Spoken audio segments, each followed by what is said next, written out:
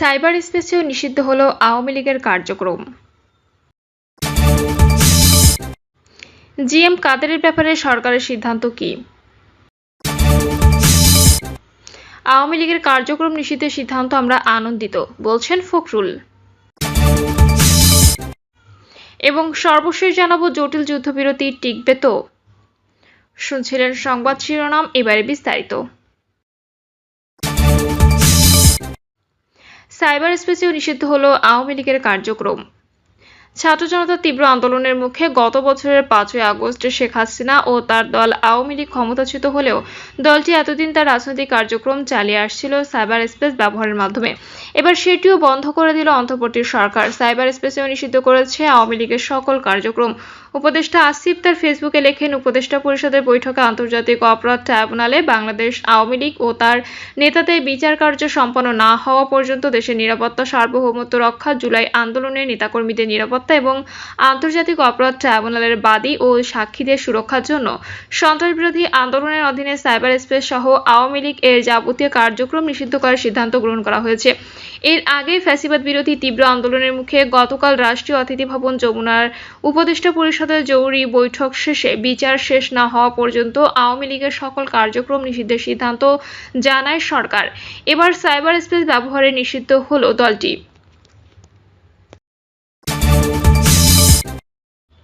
GM কাদেরের ব্যাপারে সরকারের সিদ্ধান্ত কি? জাতীয় পার্টির চেয়ারম্যান জিএম কাদেরের ব্যাপারে অন্তর্বর্তীকালীন সরকারের সিদ্ধান্ত জানতে কি তা নিয়ে প্রশ্ন তুলেছেন জাতীয় নাগরিক পার্টির যুগ্ম মুখ্য সংগঠক আব্দুল হান্নান মাসুদ।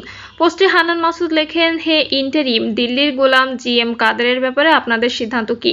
পরে আবার ছাত্র জনতার প্রতিরোধকে মব বলতে যাইয়েন না। এদিকে রোববার এক সংবাদ সম্মেলনে জাতীয় পার্টি নিবন্ধন বাতিলের দাবি জানিয়েছেন গণ অধিকার পরিষদ। দলটি নির্বাচন কমিশনে আওয়ামী লীগ ও জাতীয় পার্টি নিবন্ধন বাতিল চেয়ে লিখিত অভিযোগ দেবে। জাতীয় পার্টি 2008 সালের নির্বাচনে আওয়ামী লীগের সঙ্গে মহাজোট গঠন করে। এরপর 2014, 2018 ও 2024 সালে বিতর্কিত নির্বাচনকে বৈধতা দিতে বিরোধী দল হিসেবে সংসদে যায় দলটি। আওয়ামী লীগের কার্যক্রম নিষিদ্ধের সিদ্ধান্তে আমরা আনন্দিত, বলছেন ফখরুল।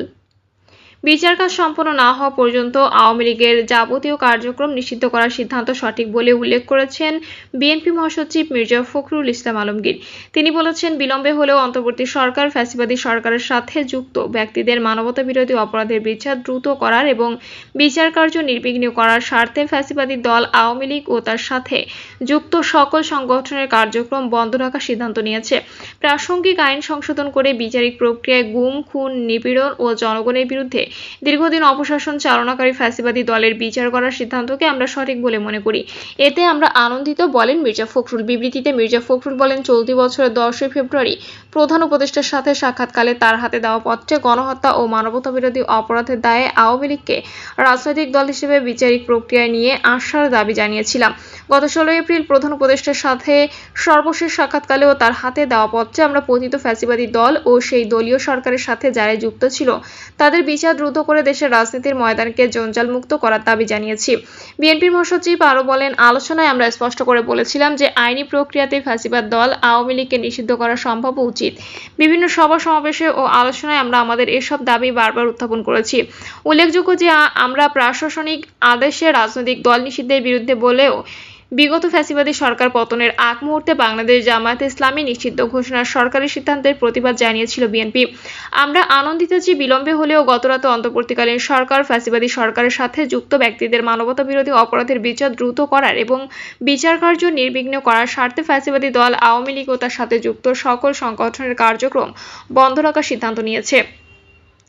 প্রাসঙ্গিক আইন সংশোধন করে বিচারিক প্রক্রিয়ায় গুম, খুন, নিপীড়ন ও জনগণের বিরুদ্ধে দীর্ঘদিন অপশাসন চালনাকারী ফ্যাসিবাদী দলের বিচার করার সিদ্ধান্তকে আমরা সঠিক বলে মনে করি। তবে আমাদের দাবি মেনে আগেই এই সিদ্ধান্ত নেওয়া হলে চাপের মুখে ব্যবস্থা নেওয়ার মতো বিব্রতকর এ অনভিপ্রেত অবস্থায় সরকারকে পড়তে হতো না। ভবিষ্যৎ কার্যক্রম পরিচালনায় অন্তর্বর্তীকালীন সরকার বিষয়টি সতর্কতার সাথে মনে রাখবেন বলে আশা করি। দীর্ঘ 16 বছর ধরে ভোটাধিকার বঞ্চিত জনগণ তাদের ভোটাধিকার তথা গণতন্ত্র পুনঃপ্রতিষ্ঠার লক্ষ্যে ফ্যাসিবাদের পতনের জন্য গুম খুন জেল জুলুম সহ্য করেও অব্যাহত লড়াই করেছে। তাদের সেই দাবি এখনো অর্জিত হয়নি। গণতন্ত্র পুনঃপ্রতিষ্ঠার সুনির্দিষ্ট রোডম্যাপ ঘোষণার দাবিও ক্রমাগত উপেক্ষিত হওয়ার জনমনে যে ক্ষোভের সৃষ্টি হচ্ছে সে ব্যাপারে সচেতন হওয়ার জন্য অন্তর্বর্তী সরকারের প্রতি আহ্বান জানান মির্জা ফখরুল। জটিল যুদ্ধবিরতি টিকবে তো?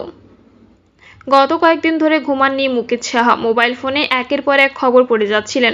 ভারত পাকিস্তান সংকটের খবরে আটকে ছিলেন। গত শনিবার তার মা তানফিরা বানুর একটি ফোন কল আসে। সেই ফোন কলই তার মধ্যে এক ধরনের ভয় ধরিয়ে দেয়।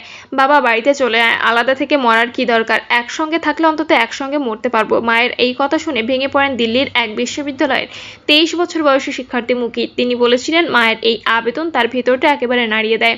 ঘণ্টাখানিক পর তার ফোনে আরেকটি খবর আসে। মার্কিন প্রেসিডেন্ট ডোনাল্ড ট্রাম্প জানান ভারত ও পাকিস্তান সম্পূর্ণ ও তাৎক্ষণিক যুদ্ধবিরতিতে সম্মত হয়েছে। এরপর দক্ষিণ এশিয়ার দুই প্রতিদ্বন্দ্বী দেশে যুদ্ধবিরতির ঘোষণা দেয়। যুক্তরাষ্ট্র সহ কয়েকটি দেশের মধ্যস্থতায় এমনটি সম্ভব হয়। শাহ বলেছিলেন, একটা বিশাল স্বস্তির নিঃশ্বাস ফেলেছিলাম। খুশিতে মাকে ফোন করে বলেন, দুই দেশ শান্তিতে পৌঁছেছে, আমরা আবার সময় কাটাবো, ভয় পাবে না মা।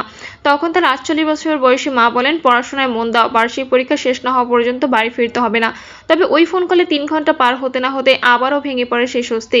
ভারত নিয়ন্ত্রিত কাশ্মীরের শ্রীনগরের ড্রোন হামলার কারণে আবার বিদ্যুৎ বিচ্ছিন্ন হয়ে যায়। একই ধরনের হামলা, গুলি ছোড়ার খবর পাওয়া যায় জম্মু, অনন্তনাগ সহ রাজস্থান ও গুজরাট সীমান্তের বিভিন্ন জেলা থেকেও। পাকিস্তানের দিকেও নিয়ন্ত্রণ রেখা বরাবর বেশ কয়েকটি গ্রাম থেকে ভারতীয় বাহিনীর বিরুদ্ধে যুদ্ধবিরতি লঙ্ঘনের অভিযোগ আসে। কাশ্মীরকে বিভক্ত করা এই অনানুষ্ঠানিক সীমান্তের দুই পাশে উত্তেজনা ক্রমে বাড়তে থাকে। যদিও পাকিস্তান ও ভারত পরস্পরের অভিযোগ অস্বীকার করে এবং যুদ্ধবিরতিতে অটল থাকার অঙ্গীকার পুনর্ব্যক্ত করে, তবুও প্রশ্ন উঠতে থাকে পরমাণু শক্তিধর দুই দেশের মধ্যে এই নাজুক চুক্তি আদৌ টিকে থাকবে কিনা। এরই মধ্যে কান্নায় ভেঙে পড়া বানু আবারও ছেলেকে ফোন করেন। মাঝে মধ্যে থেমে থেমে কথা বলছিলেন মা। সেই ফাঁকে ফোনের ওপাশে বিস্ফোরণের শব্দ পাচ্ছিলাম। মা তখন কান্নায় ভেঙে পড়েছিলেন। যুদ্ধবিমানের গর্জনও খুব জোরে শোনা যাচ্ছিল। শনিবার রাতে নয়াদিল্লির এক পাড়ায় কাশ্মীরি বন্ধুদের সঙ্গে গা ঘেঁষে বসে থাকা মুকিত আল জাজিরাকে এসব কথা জানিয়েছিলেন। নয়াদিল্লি থেকে তার বাড়ির দূরত্ব প্রায় 800 কিলোমিটার। ভারত নিয়ন্ত্রিত কাশ্মীরের পর্যটন শহর পহেলগামে গত মাসে বন্দুকধারীদের হাতে 26 জন বেসামরিক নাগরিক নিহত হন। এর ঠিক 18 দিন পর সীমান্তের দুই পাশে প্রায় 160 কোটিরও বেশি মানুষ আবারও কাশ্মীর নিয়ে এক নতুন যুদ্ধের আশঙ্কায় আতঙ্কিত হয়ে পড়েন। এর আগেও ভারত ও পাকিস্তান কাশ্মীর নিয়ে একাধিকবার যুদ্ধে জড়ায়। কাশ্মীর মুসলিম সংখ্যাগরিষ্ঠ হিমালয় অঞ্চলে অবস্থিত। দুই দেশই কাশ্মীর নিজেদের বলে দাবি করে।